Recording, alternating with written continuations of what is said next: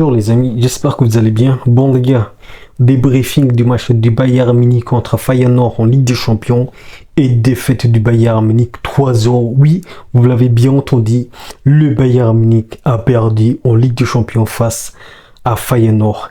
Et je pense que les gars, Feyenoord mérite sa victoire. On va revenir tout ça dans cette vidéo, mais on va commencer notre composition avec bien évidemment la titularisation d'Ekis Le Coman. Encore une fois, parce que la dernière fois, les gars, le dernier match qu'on a fait, la performance d'Ekis Le Coman a été médiocre, les gars, a été médiocre.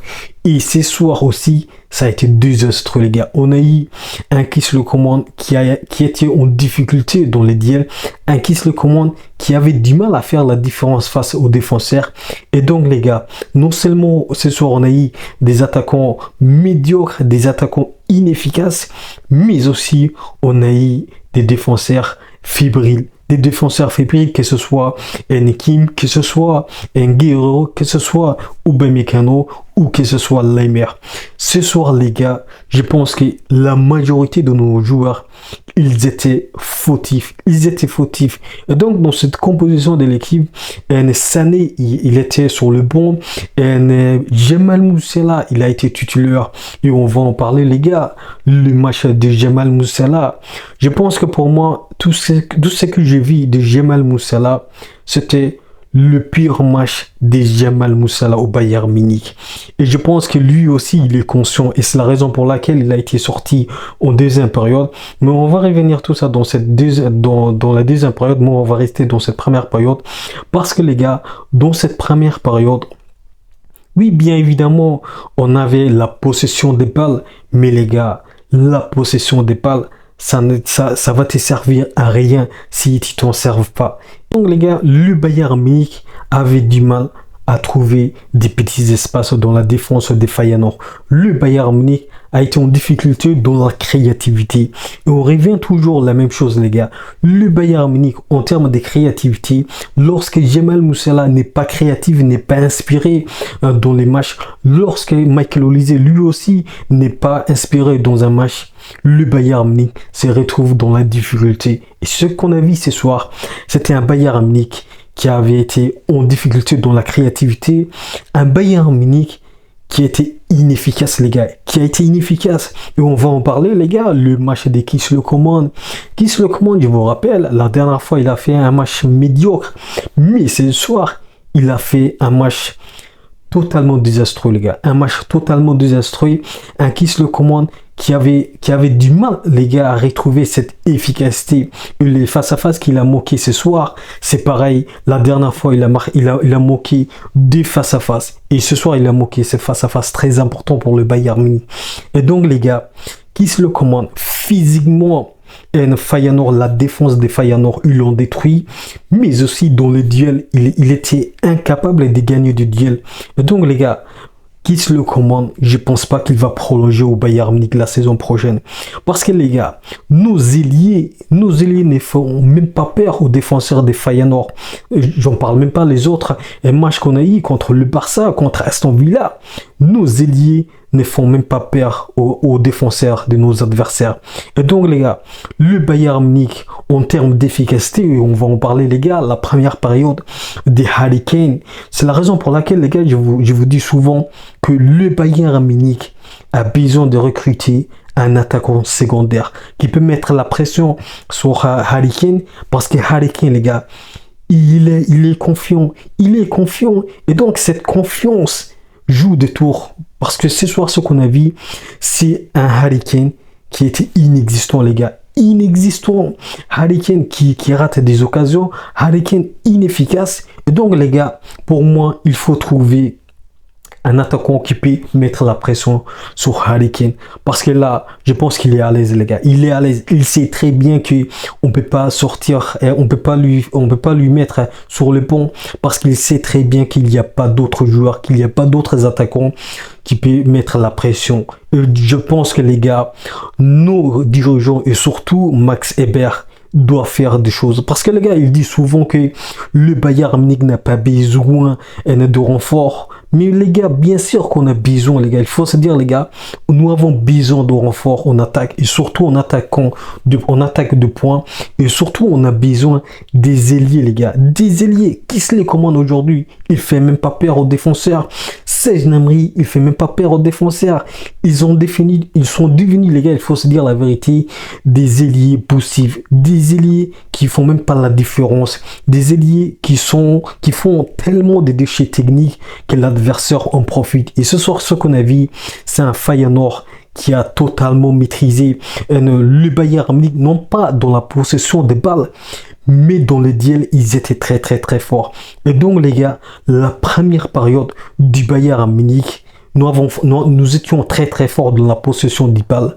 Mais les gars, en termes de créativité, en termes d'efficacité, mais aussi en termes de solidité défensive, Feyenoord, notre adversaire, il était meilleur. Il était meilleur.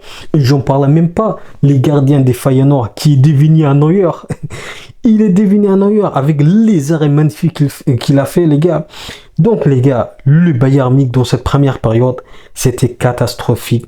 Et donc, les gars, c'est bien de garder la possession des balles. Et je répète encore une fois, mais son servir, ça, c'est autre chose, les gars. Si tu es incapable de s'en servir ta possession des balles, ça va te servir à rien, les gars. Il faut se dire la vérité. Et dans cette première période, on a vu ça.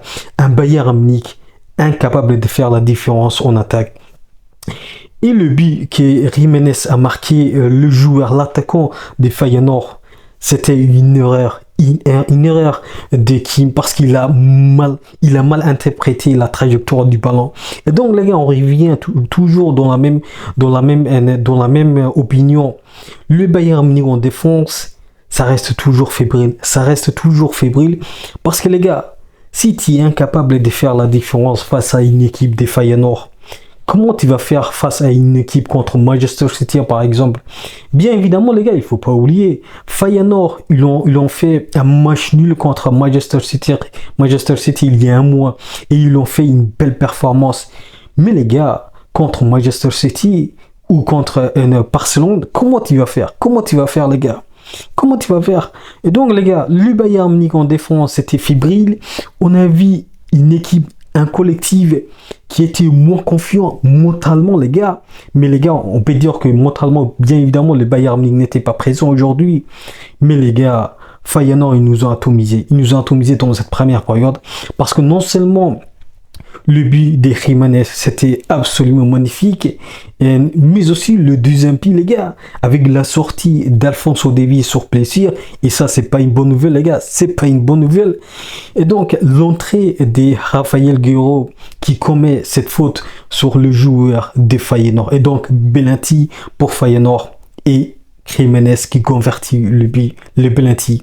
Et donc, les gars, le Bayern Munich se retrouve 2-0 en première période. Et en deuxième période, les gars, je pense que le Bayern Munich va se réveiller. Je pense que le Bayern Munich allait se réveiller. Mais ce qu'on a vu, les gars, c'est les mêmes dynamiques qu'en première période.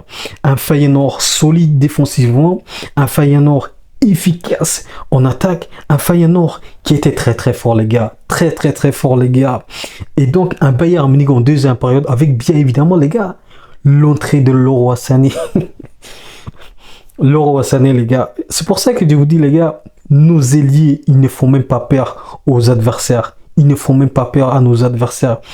Et donc, Leroy Sané qui rentre et qui fait même pas la différence, les gars. Pire, qui commet des fautes graves, même qu'il méritait même un carton jaune, les gars. Il faut se dire la vérité. Et donc, dans cette deuxième période, avec l'entrée, bien évidemment, de Serge Gnabry, là aussi, les gars, Serge Gnabry, son entrée, ça n'a rien apporté. Comme d'ailleurs la dernière fois, dans notre dernier match, Serge Gnabry n'a rien apporté au collectif. Et donc, le Bayern Munich, les gars, le Bayern Munich, je pense pas que le Bayern Munich va aller très très très loin dans cette Ligue des Champions, les gars. Parce que les adversaires, ils ont très très très fort cette saison. Si tu as en face Barcelone, et Barcelone, il faut se souvenir, les gars, Barcelone nous a mis 4 buts. Et donc, contre Feyenoord, on s'est pris 3-0. Imaginez, les gars, comment peut-on aller plus loin? Comment peut-on aller plus loin lorsque tu te prends 3-0 face à Feyenoord, lorsque tu te prends 4 face à Barcelone? Et donc, les gars, il y a de sérieux problèmes. Il y a de sérieux problèmes, les gars.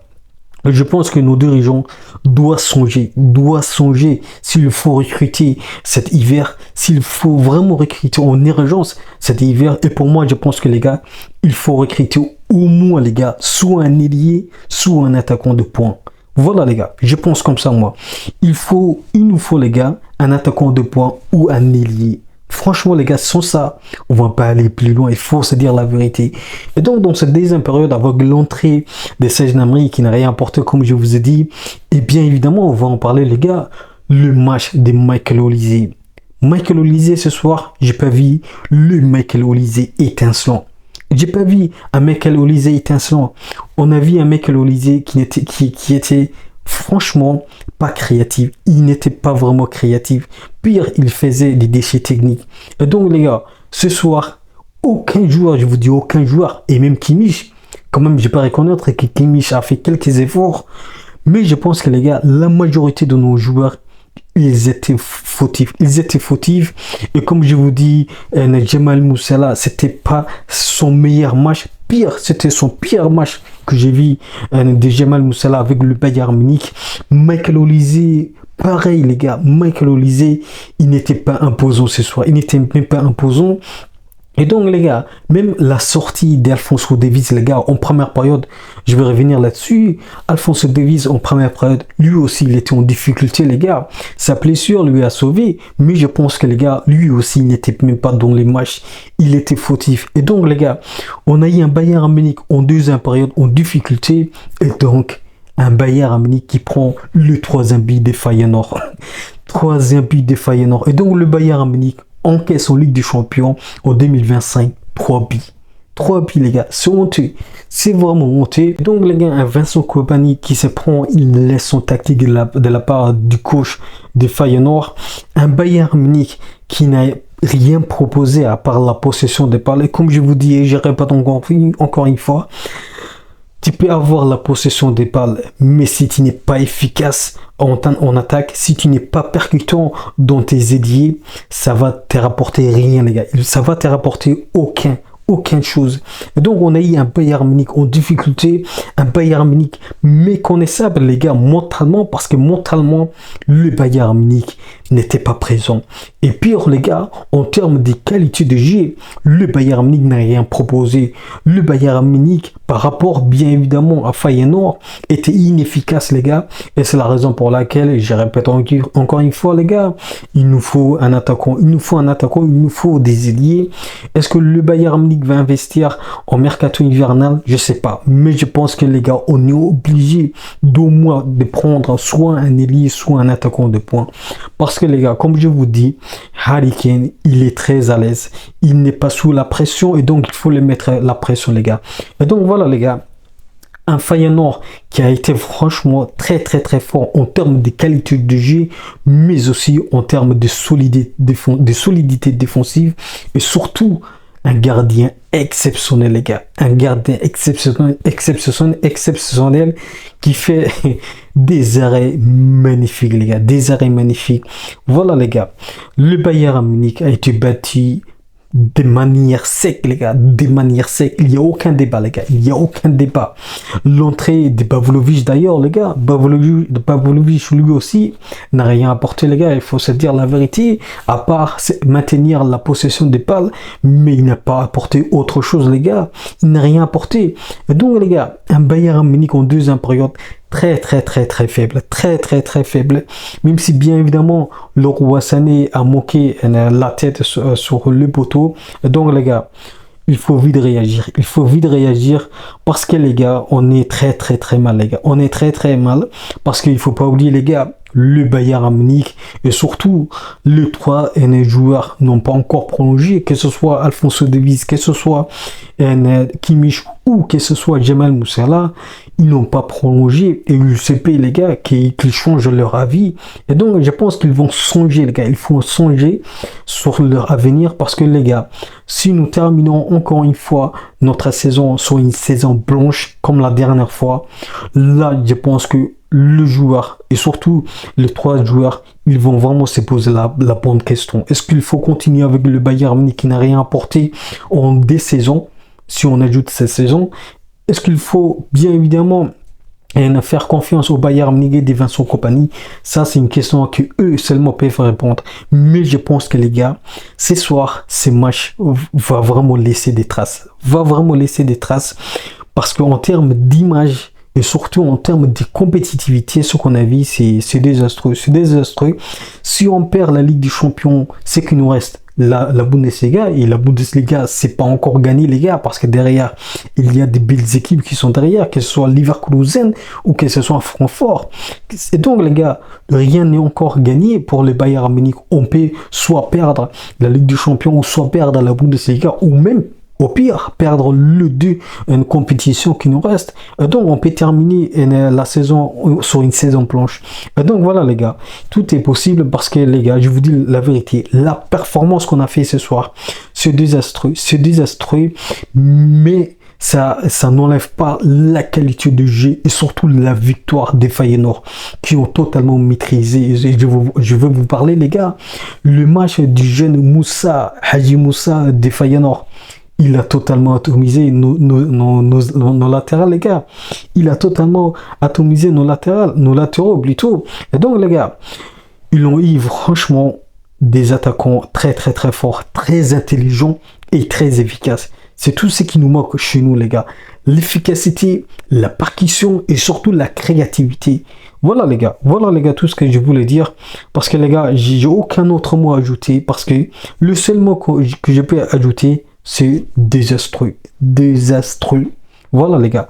Dites-moi ce que vous avez pensé de ce match. Parce que pour moi, c'était le pire match du Bayern Munich que j'ai vu en 2025. Et surtout le pire match de Jamal Musiala depuis que je joue au Bayern Munich. Voilà, les gars. N'oubliez pas, on peut aimer le foot, mais avec le Bayern Munich. Ciao.